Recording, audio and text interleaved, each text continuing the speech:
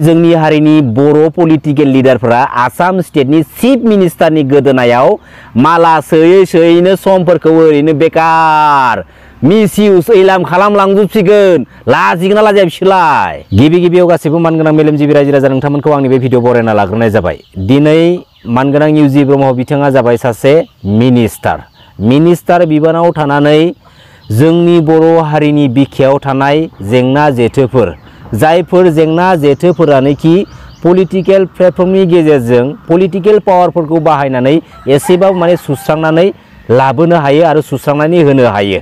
बैफोर खामानिफोरखौ नोजोरथि बोनानै आसाम एसेम्बलि न' सिङाव बाथ्रा बुंनायखौ जों गोबां माने खम थाखोनि नुनो मोनो।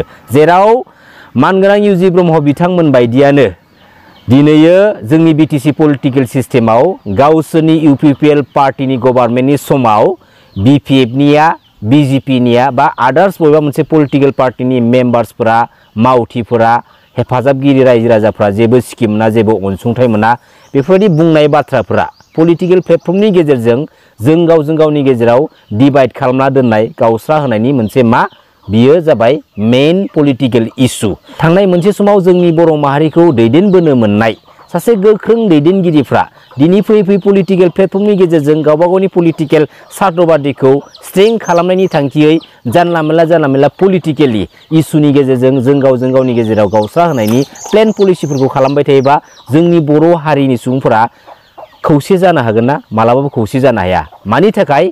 बेफोरबायदिनो माखासे लिडारफोरनि दैदेनगिरिफोरनि थाखाय दिनै जोंनि बर' फिसाफोरा माने डिभाइड जानानै थानांगौ बायथ' जानानै फैदों। बिटिआर एकर्डनि गेजेरजों लानानै फैनाय दफाफोरा 80% बांसिन मावफुंजाबाय आरो गासैबो माने मावफुंजानायनि लामायावसै। खालि मोनसेल' खामानिया आद्रा जानानै दं जाहैबाय मानगोनां रन्जन दैमारि सारखौ माने जोबथेसालिनिफ्राय उदां खालामनांगौ बेल' माने आद्रा जानानै दङ।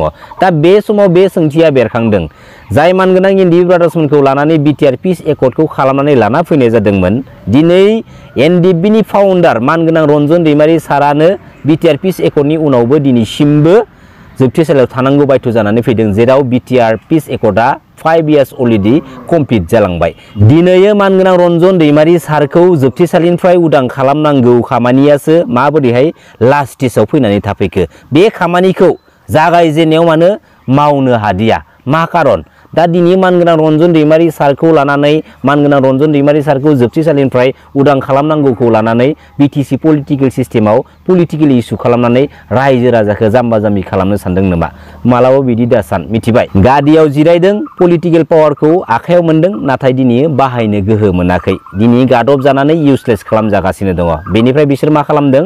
गावनि न'आवनो गावनि फिसाफोरनि सायावनो दिनै पलिटिकल इस्युफोरखौ माने अत्याचार पलिटिकल इस्यु खालामनो नाजाबाय थायो आरो खालामबायबो दङ। बेसोर लासिं सिंनि बाथ्रा। दा बेफोरबायदि लिडारा जोंनि बर' हारिनि इयुन जेनेरेसनाव मा मोजां बिहोमा होलांनो हागोन बिसोरलाय? मा मोजां बिहोमा होलांनो हागोन बिसोरो? गावसोरनि समखौ गावसोरनि दिनखौ बिसोरो बेफोरबायदिनो थगाय थसि आलो गोजोनै जालांनो हासिगोन। बेनि अनगा जेबो खालामनो हाला आरो बिसोरनि इयुन जेनेरेसनाबो जोंनि बर' माहारिनि थाखाय सेन्टिमेन्टेल गैखाला। खारन बिसोरनि आरजिलांनाय बिसोरनि होलांनाय सम्पतिफोरनि सायावनो आराम माने गावबा गावनि जिन्दगिखौ बिसोरो दैदेनलांबाय थासिगोन। दिनै हारिनि प्रब्लेमनि हारिनि खैफोदनि हारिनि जारिमिननि बाथ्राखौ लानानै बैसोरनि जेनेरेसना मालाबाबो साननो थाखाय सम गैला आरो बिसोर मालाबाबो सानखाला। मिथिबाय? मानगोनां रायजो राजा नोंथांमोन। दिनै जोंनि बिटिसि पलिटिकल सिस्टेमाव बिपिएफ आरो इउपिपिएल बे मोननै ओनसोलारि हानजाखौ ज' जानानै खौसे जानानै बिटिसि गभर्नमेन्टखौ सालायनांगौनि थाखाय सावरायनाय गोबां बाथ्राखौ जों दिनै खोनानो मोन्दों। आरो दिनै फैयै मा बाथ्रा खोनानो मोन्दों जोङो? जेराव बिपिएफ आरो इउपिपिएल बे मोननै हानजाखौ खौसे जानायनि गेजेराव दुलाराय बर' फरायसा आफादा दङ। अर्थात मानगोनां दिपेन बर' बिथांमोना खौसे जानायनि बाथ्राखौ लानानै खौसे जानो बिथोन होनाय माखासे बाथ्राखौ जों दिनै खोनानो मोन्दों। दा बे बिथिंनि बेलायाव जोङो बे बाथ्राखौ दिनै बुंनो हायो। जेराव दुलाराय बर' फरायसा आफादनि दानि आफादगिरि बिबानाव थानाय दिपेन बर' आदानि बाथ्राखौ बुंनो थाङोब्ला स्पेसियेलि जोंनि बिटिसि पलिटिकल सिस्टेमाव दिपेन बर' आदाया दुलाराय बर' फरायसा आफादनि आफादगिरि बिबानाव थानानै बिजेपिनि दिलीप सयखिया बायदि लिडारखौ भट थुनानै देरहासार होहरनो थाखाय बिथाङा खावलायदों। बिथाङा मा गोनांथि गोलैदोंमोन? बिथाङा मा थेखा गोलैदोंमोन? गुबुन हारिनि गुबुन पार्टीनि पलिटिकल लिडारखौ भट थुनानै देरहासार होहरनो थाखाय जोंनि बर' फिसाफोरखौ खावलायनो मा गोनांथि गोलैदोंमोन? बेफोरबायदि एसेबां थार्ड क्लास लेभेलाव थार्ड क्लास स्टेजाव जोंनि बर' हारिनि स्टेजा सफैबायना जाय स्टेजावनोखि जोंनि बर' हारिनि माहारियारि आफादनि बिबानाव थानानै गुबुन हारिनि सोरबा पलिटिकेल लिडारखौसो माने भट थुनानै देरहासार होहरनो थाखाय दा बे बाथ्राखौ लानानै जोंनि बर' हारिनि रायजो राजाफोरा मानगोनां रायजो राजा नोंथांमोना सोंथि खालामनांगौ हा दिनैयो गोसो बायदि गावनि पार्सनेल सम्पति बायदि गोसो बायदि बाथ्रा बुंबाथाय बाथ्रा बुंनानै जोंनि सिगाङाव शेयार खालामबाथाय जानाय नङा बेयो जोबोद साननो गोनां बाथ्रा बेराफारसेथिं दुलाराय बर' फरायसा आफादनि बेनारावनो इउपिपिएल बायदि मोनसे पलिटिकेल पार्टिखौ जोनोम होदों जोनोम होबाय होननानै इउपिपिएल पार्टिनि माखासे गोख्रों दैदेनगिरिफ्रा निउस मिडिया पर्टेलनि गेजेरजों जोंनि सिगाङाव फोरमायनानै होबाय दा बिपिएफ आरो इउपिपिएल बे मोननै हानजाखौ ज' जाहोनायनि गेजेराव दानि दुलाराय बर' फरायसा आफादा खामानि मावदों बा नाजागासिनो दङ दा साननो गोनां बाथ्राया बिसोर मानगोनां रायजो राजा नोंथांमोन जेराव दानि दुलाराय बर' फरायसा आफादनि आफादगिरि बिबानाव थानाय दिपेन बर'